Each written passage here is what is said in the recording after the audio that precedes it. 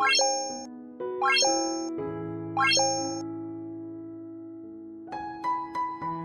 bay, ug sa tanang mga naminaw karon.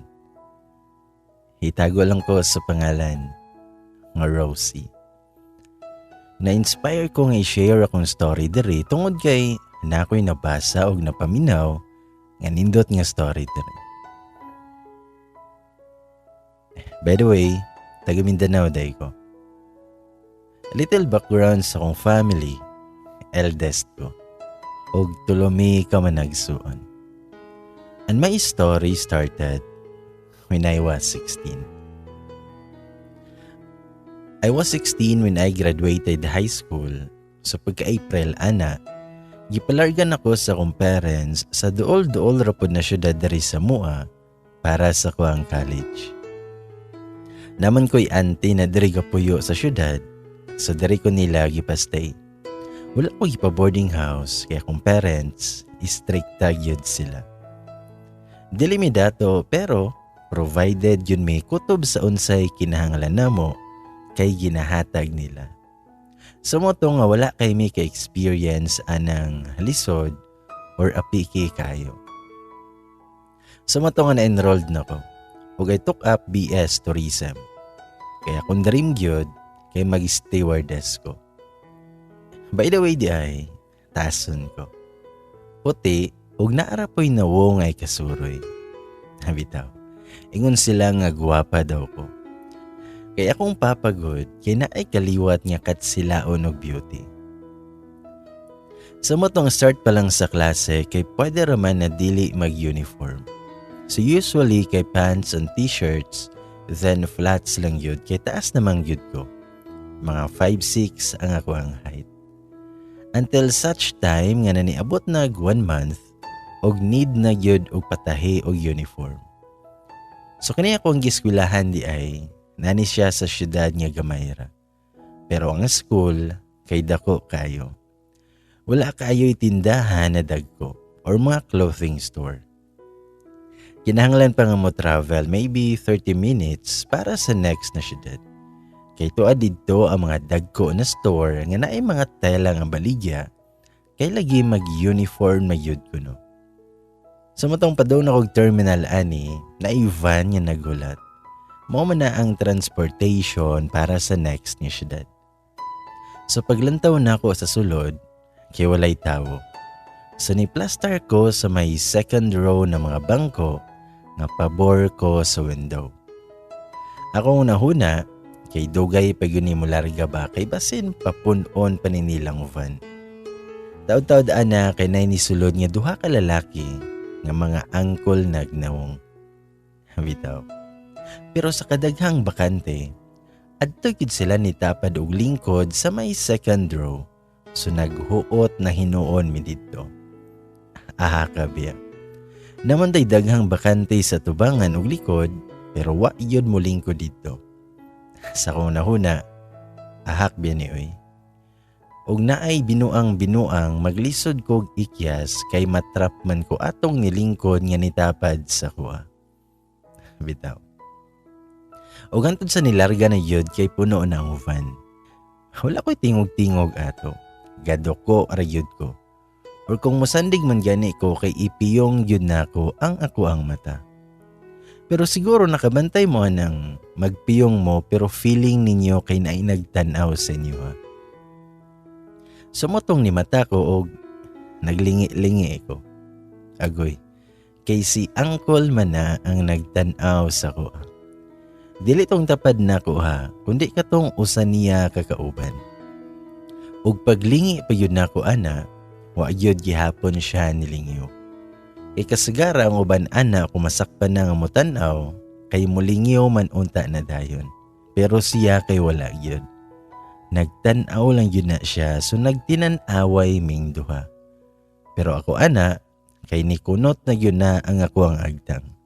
Kay naglagot ko na wala ko nakasabot.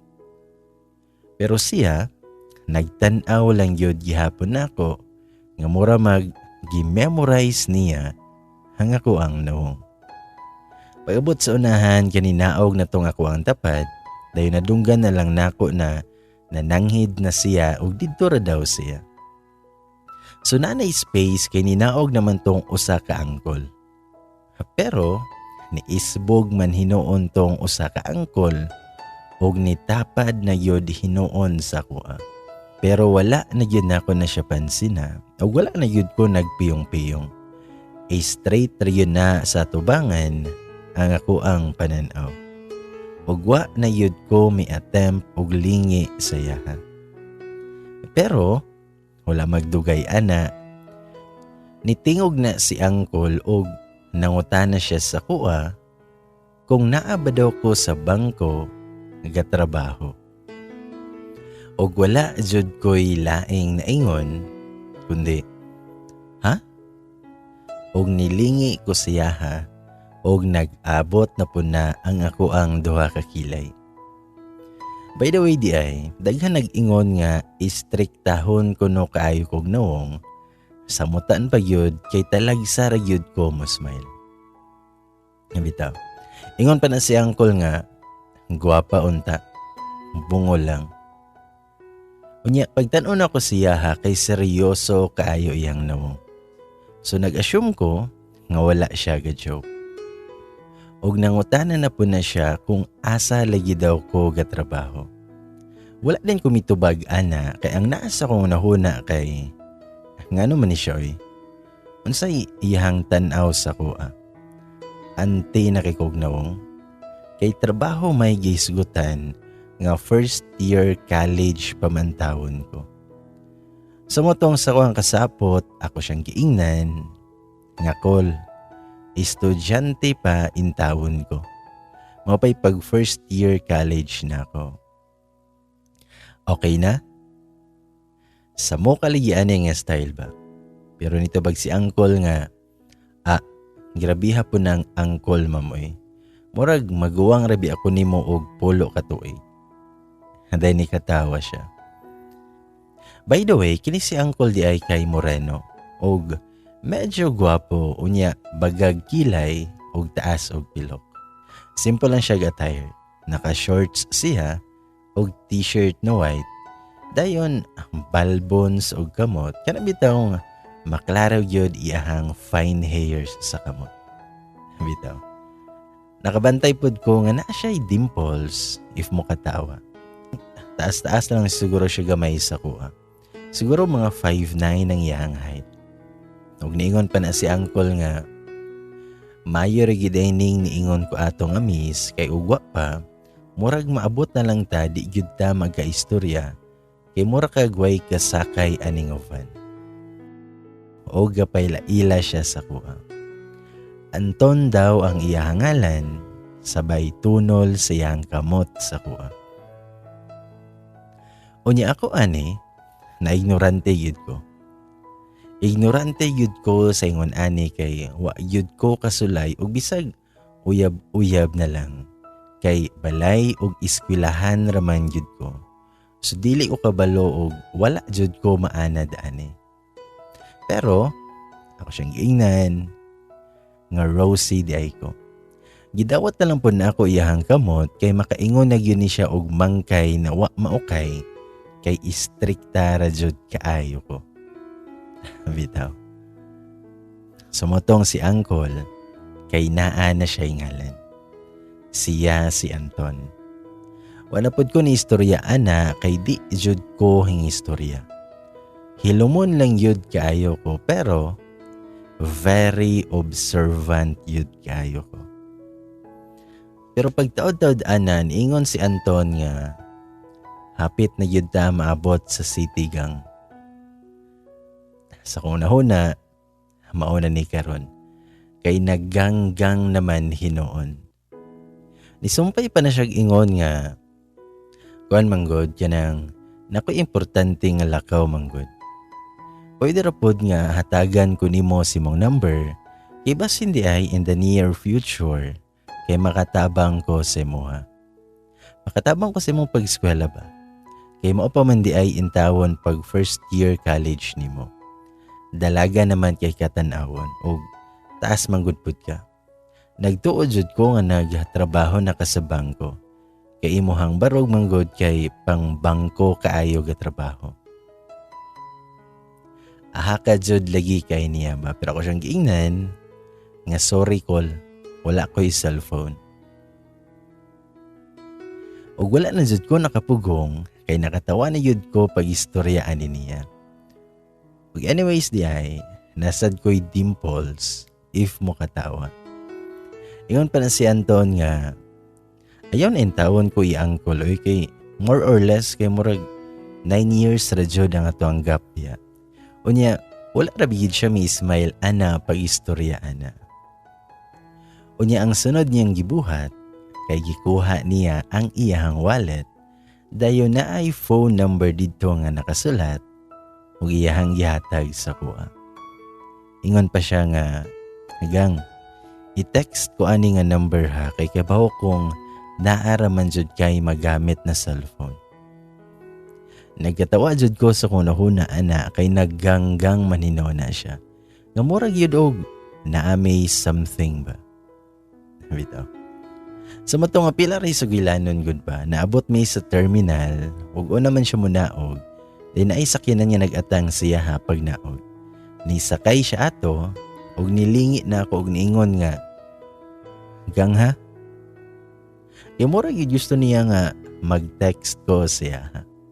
Pero wala yun gihapon kumitando ana kay sa kong nahuna, dili na yun may magkita pag-usap. Sa mato nga milabay ang panahon. Almost 3 months nang milabay, sukad atong hitabua. Unya nga ko ang daily routine kay eskwela radyo na og balay. Dili yun ko hilig mulaag. Homebody ra yun kayo ko. Ug maikog pud ko sa kong auntie yun, samot kay nangipon na ko. Unya sa MWF na ko nga klase, kay medyo dugay ko makauli. 8 PM na gyud ko tig uli ana. Mo na pinakadugay na kong uli. Then one time ana, pagawas na ko sa gate, kay gamay na lang yung estudyante ana nga maglakaw. Unya naapod ko'y isa ka amiga nga laagan pod kaayo.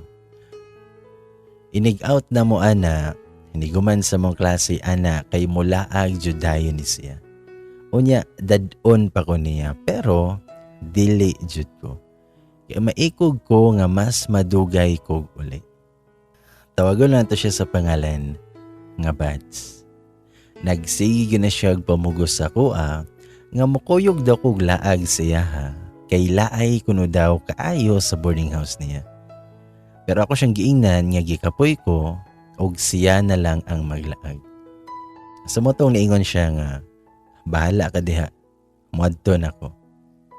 Sa motong nilakaw na siya niya ako, kay nagtindog-tindog lang while naghulat kog sakyanan kay muli na ko. Pero, kalit lang nga na-feel na ko nga murag na may nagtanaw sa kuha. Murag ka-creepy man ani oy. Sa motong naglingi-lingi ko. Unya sa pikas dalan, tuwa jud didto si Uncle. Nagsakay siya og motor. Unya gitukod niya iyang usa ka kamot nga murag nanampiling ba nga gatan-aw sa kuha gyud. Mura man siya nagtagulilong oy. Bitaw. Unya nag-abot yod ang amuang pananaw o gipadagan na niya iyahang motor padulong sa kuha. Ug ako siyang giingnan nga, Uy cool, kuyawan man tanimo. Kaon sa mga diha, gapangit-ngit man lagi ka. Unya nitubag si Uncle nga, sa sige na kog balik-balik diri, naka-timing na yun ko nimo ba. Manihapon sa tagang, kaon sa namang oras sa karon, kahibaw kong wala pa kay kaon. Nitubag pud ko nga, unsa igang good oy? Rosie ang ako ang ngalan. Gibalik jud nako na siya ha, kay basin og wa siya kaklaro pag ingon nako sa kong ngalan ba. Pero nitubag si Uncle Anton nga, kahibaw man kong Rosie ang imong ngalan. Mas ganahan lang ko nga maggang sa imuha. Sige lang God, pasagdahil lang ko. Ali na, manihapon sa tagang. Basta kay wala na jud hinuon ko nakasabot sa kuang gibati kay wala pa jud ko sukad nga nakakuyog og lalaki. Ug nakulbaan yun hinuon ko. Wala yun hinuon ko nakabalibad siya. Unya, gidala ko niya sa usa ka kan-anan. Kay lagi gamay lang ni nga syudad. Pipila ra gyud ang naay tarong na open na restaurant kay past 8 na biyato. So while nangaon mi, gihapon ko nagtingog-tingog. Gadoko-doko lang ko while gakaon ko kay kiwahan ko nga nagsigi ra gina siyag tan-aw sa kuha. Ug hantod sa wala na ko nakapugong ug nangutana ko siya ha. Kol, naay problema kol. Nitubag pod siya nga wala man, pagkaon lang diha agad. Sagdahin lang ko nga maghalantaw si Moha. Nagulat bi ako si Moha nga mo text ka. Bas hindi ay makauna-huna ka ba pero wala mang yun. Nitubag rapod ko siya ha, nga nabisi ko kol kay. Wala pa ko nakuman sa kong istorya. Napunta ko isumpay sa kong istorya pero nisapaw na siya. Ingon siya nga, last na lang yun ang angkol ni mo kang ha. Kailan yun noon kag tinuod na angkol karon. Wala jud ko nakatingog ana og tama na lang ko sa pag-smile ana ba. Kay murag the way siya mo istorya na ako kay murag kaila man gyud kay siya sa kuha. Pero bisan unsaon ako gunahuna kay wa man jud ko nakahinumdom siya. Dili pod familiar iyahang nawong. Katuro man jud nga nakita na ko siya katong nagsakay mi ba. Ug ako siyang giingnan nga murag close naman good kayo ta nga dili man mao pa may pagkaila na to. Ug ang iyahang reaction kay naglingo-lingo origina siya. Naingon ra po na siya dayon nga inighuman daw na ko gaon kay ihatod ko niya kay gabi na daw. Nya kahibaw daw siya nga pangitaon ko samot nag madugay uli ang prinsesa. Medyo nakuratan ko siyang giingon pero wala na ko magdaghan og istorya. Hilom lang yun ko hantod sa nahuman ko kaon. Nangutana din na siya kung ko dapit kapuyo dere. Kay kahibaw siya nga dili ko taga dito. Ako siyang giingnan, kahibaw lagi ka. Itubag siya nga, basta lang, asa ka dapit kapuyo, kay ihatod di ka. Ako rin po siyang giingnan, nga na ako gapuyo sa kong ante. O niya, nismal na siya galit og niingon niya, daan ko pa jud lagi nga di ka papuyon og boarding house. Natingala jud ko samot ana ba pero nahatod jud ko niya ug wa na ko'y plano na ipasulod siya or ipailaila sa kuwang iyaan. Nagpasalamat na ko siya sa paghatod ug nalanghid ako niya nga mosulod na ko sa balay. Pero naingon siya nga, abi na kong pasudlon pa ko nimo pero okay ra.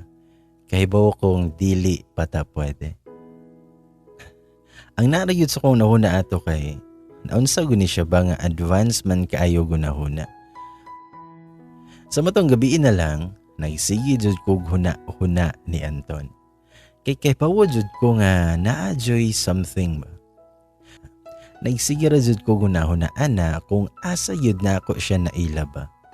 O kung kaila ba yun siya sa kuha. Pero wala jud eh. Di yun familiar ang iyang nawong. Pero sige siya toto kamurag gimayong niya ako ang nawong ba. Murag gi-sure yun niya ang ako ang nawong kay grabe man kay siya makatutok yun.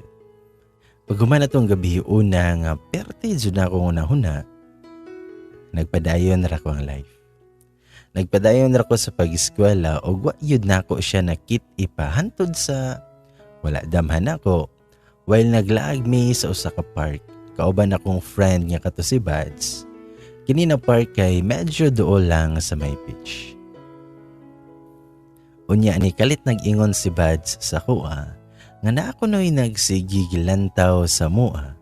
Unya, mo smile daw si Buds ato niya pero dili man kuno mubawos. Basin daw kunog kaila to nako. Ako apod siyang giingnan nga grabe hapod nga mata ni mo Buds eh. Dali kay makabantay.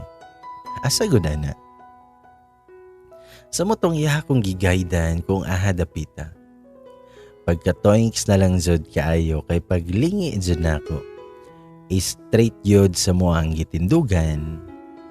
Naa didto si Uncle. Naa si Anton. Gatindog sa kilid nga naay kaistorya nga lalaki. Og medyo same ra pud og edad niya nga angkolon pud og naong. Unya, nagtan-aw siya dere padulong sa mua. Pero nagwonder ko kay mura man og wala kaila nga igo lang nagtan-aw. Unya, wala na pud ning smile ba. Nya ako, wala jud pud ko. Bahala pud uroy ay.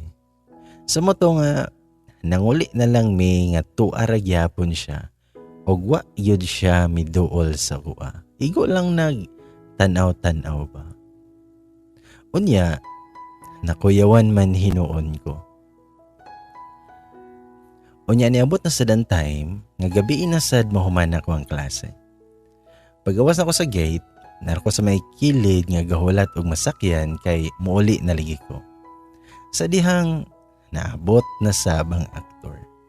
Nga nagsakay siya motor o niya ka nang habog ba nga pang rides na motor. Nagmaayong gabi din na siya sa kuha. O niya nangayo pa din na siya sorry kay wala ligi siya ni duol ato nga time. Kay basin daw kuno nga dili ko komportable nga moduol siya kay naa daw kuno ko'y kauban. Wa ko siyang giingnan nga kuyawan. Wa gyud ko'y pake kung moduol ka or dili. Nitubag si Anton nga kaisog batawan ani. Ang tara, halaag ta. Kadyat lang. Suroy-suroy ragod. Ambot lang bitaw oy kay every time nga mag-invite siya sa kuha. Kay dili jud ko makapugong sa kong kaugalingon kay makakuyog mang jud ko. Dili jud ko makabalipad. Hantod sa naanad lang ko nga mokalitra ni siya og butho og kalitra pod nga mawala. Ingon ana na lang pero every time nga mo invite siya sa kuha kay always yes ra yun ko. Og hantod sa miabot ang time ana nga iya akong gi-invite nga mula ay sa lain nga syudad. Medyo layo dito. Pero ako siyang giingnan ngala kuyawan man ta ano eh. Kalayo ato. Unsay naa? Nitubag ra po na siya nga narakuyad doon. Basta lagi kay kuyogi ko. Laay manggod kay magbiyahe kung wala ko'y kauban. Nya normal lang mong pag-istoryaan na. O in the first place, wa jud may label biya. Nga na lang jud ang mga convo always. Pero, mukalit na ni si Uncle og hawid sa kuang kamot. Hadala kumot. Pero, diha rakutob. Wala ko gaas siya ha og whereabouts pero iya lang ingon sa kuha. Isgikan siya sa gawas og OFW siya. Ana lang iyang giingon og nagbakasyon lang daw siya og mubalikay rapod siya. Pero by profession daw, usa daw siya ka teacher. Pero dili pa license kay wala daw siya ni take og board og mas prefer niya nga mag-abroad. Bantog ra kay iyang panit kay hamis kayo. Nakabantay mo anang gikag abroad ba nga perting lamia sa pan. O niya, perti ko fine sa mga buhok niya siyang bukton. Mao yun ako nabantayan ba nga perting lamia jod sa iyang mga kamot. Bitaw. O niya, 9 years jod ang amo anggap. Mamaura na. Wala na ako nagkuti-kuti sa iya pa. Pero kadugayan ng mga istorya, nakatando jud ko ana. Og nakaset na jud ang amo ang paglakaw. Og diri na yun nagsugod ang ako ang suliran. Akong giingnan ako ang tita nga naa may field trip. To ara jud, namotbot jud ko. Nangutana na si tita kung asa daw dapita. Unya ako ang giingon ni tita kay ang lugar kung asa nako kuyugan si Anton. Kulbaan jud kaayo ko ani nga time pa nga for the first time nilapas na yun ko sa kuwaang boundaries. Basta ang nasa ko nahunaan kay bahala na dyan Ang importante jud kay makakuyog ko ni Anton. Bahala na jud. Wala jud ko gaunahuna sa mga posibleng mahitabo or sa mga consequence pa. Nangutana na si tita nga kabalo na ba daw akong mama o papa. Ako pong giingnan si tita nga wala pa kay manawag pa ko nila. Pero ang tinuod, wala yun ko mananghid nilang mama kay dili na nako kayang mananghid og mamutbot pa sa ilaha. Ang ako total nakapananghid naman ko sa kong ante. Kana lang jud ang naa sa kong nahuna. 3 days rabapod kong mawala. Kay mugikan mig Friday, unya pagka Sunday kay mo balik radayon. Mao yun na ang nasa kong nahuna, nga dili ra kay ko dugay nga mawala ba. Pero nalimot ko nga bisan og dili miingon nga dato kaayo yun. Disney princess ko sa mua. Pinangga kay ko sa tanan, sa mga auntie, sa mga uncle, kay langga yun ko ani nila. Eldest na apo tanan kay ga-look forward sa kuha. Taas kay lang tanaw na ako nga ga-look forward sila sa kuha. Taas kay lang tanaw na ako knowing sa kuha ang mga standards. Pinaboran sa tanan og labaw sa tanan kay inampingan kaayo. Unya katong high school ko, kumadugay kog uli kay apason jud dayon ko ana. Mao nang kung magtapok may sa kong high school friends kay permi ra gyud sa balay kay dili ko kalaag. Ug hantod sa naanad rapud ko nga hingato. Nagdako kong edad nga di na yun noon ko ganahan mo gawas, not until nag-college ko. Pero bisan pa man ana, nilakaw gyud gihapon ko. Nag-abot man ni Anton ana atong sa may gasolinahan. Unya naa po didto ang iyang sakyanan. Pag-abot nako, diretso dayon sakay. Pero gidiretso pud ko niya bira nga murag maibot ang ako ang bukton. Kay iya makong gikalit hinuon anag paak. Gipaak jud hinuon kaayo ko ni Angkol. Kuyawan. Taud-taudan ako siyang giingnan nga nabuing naman ka. Labaw pa may nakuyab ani nga mangkalit raman kag paak diha. Ambot lang pod ko nga nung nisugot ra ko ato. Nikatawa pa na si Anton og niingon nga dugay na daw to niyang gustong himuon sa kuha pero karon pa daw siya nakalugar. Pero naon to ko'y gustong ipangutana ana pero nagsige ra siya ganggang sa kuha. Unya murag kiwahan ko. So ako siyang giingnan kung ikapila ba ko nga ganggang sayaha. Tubag po si Anton nga, ikaw raman. Sukad sa una, ikaw raman yun. Ug tuwa na po na iyahang mahiwagang linya, nga lisod kayo tugkaron. Ako siyang giingnan, mabitaw na unta kong ipangutana sa imuha. Kung nagkaila ba ta sa una, kay ako kay wa yun ko nakafamiliar sa imuha, bisag gamay yun.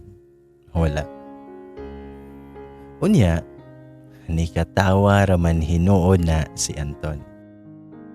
Ug ako pa siyang giingnan ana nga pagtarong ba. Nabalo bi ako gunahuna kung nakaila ba ka nako sa una.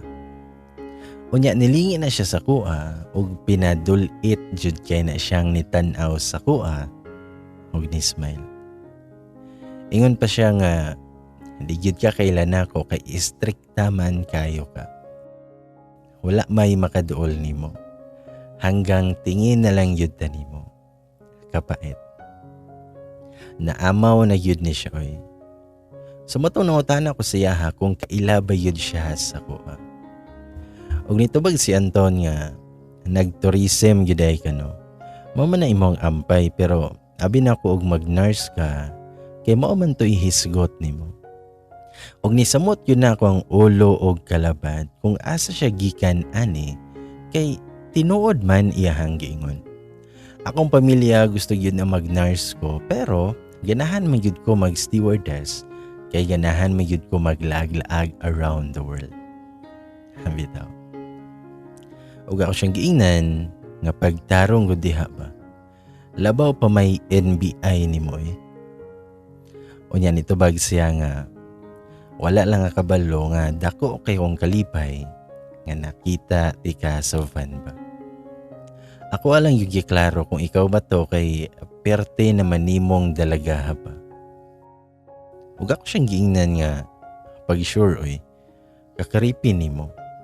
Wala ra ba jud ko kabalo kung mag-unsa ta didto basta kay nikuyog lang ko nimo aning lakawa. Nismala na siya ni katawag ni ingon nga salamat kayo gang kay nakuyog yud ti kakaron. Pero gipugos yun ako siya tubag sa kong pangutana lagi.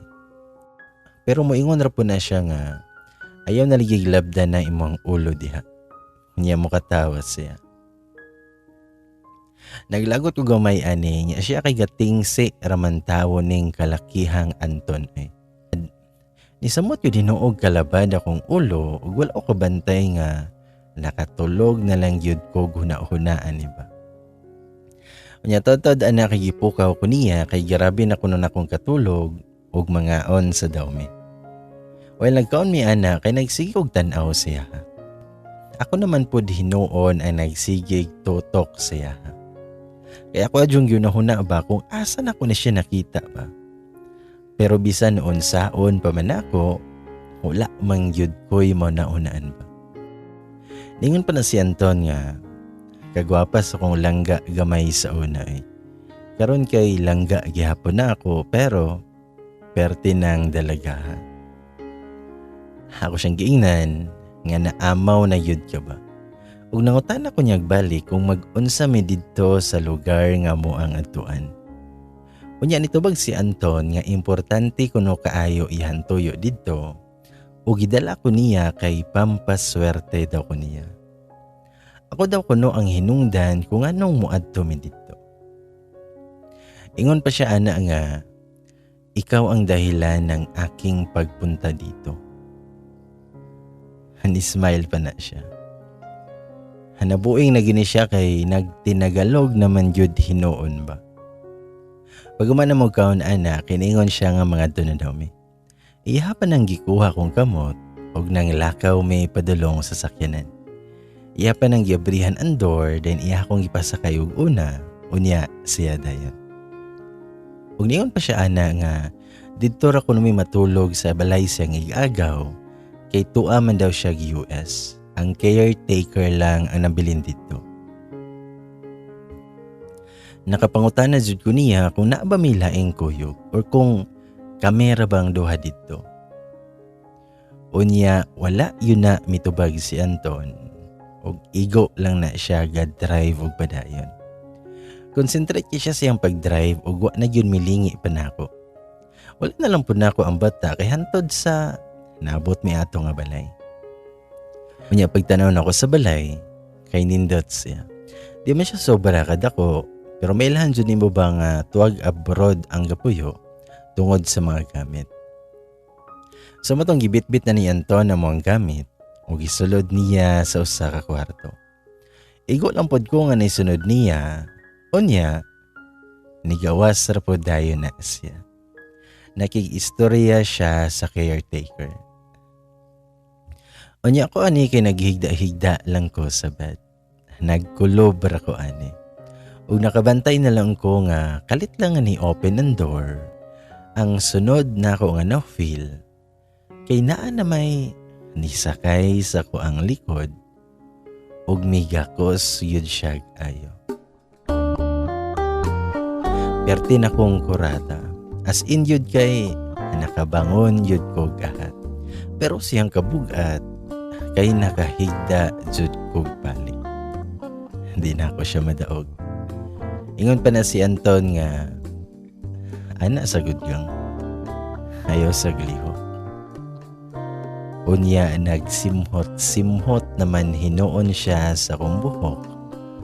Ug nisuksok siya sa kuang liog dapit. Basta kaya ko na-feel ato kay murag nang limpawot yun akong balahibo ug wala na yun inuon ko nakauna-una sa kuang pamilya.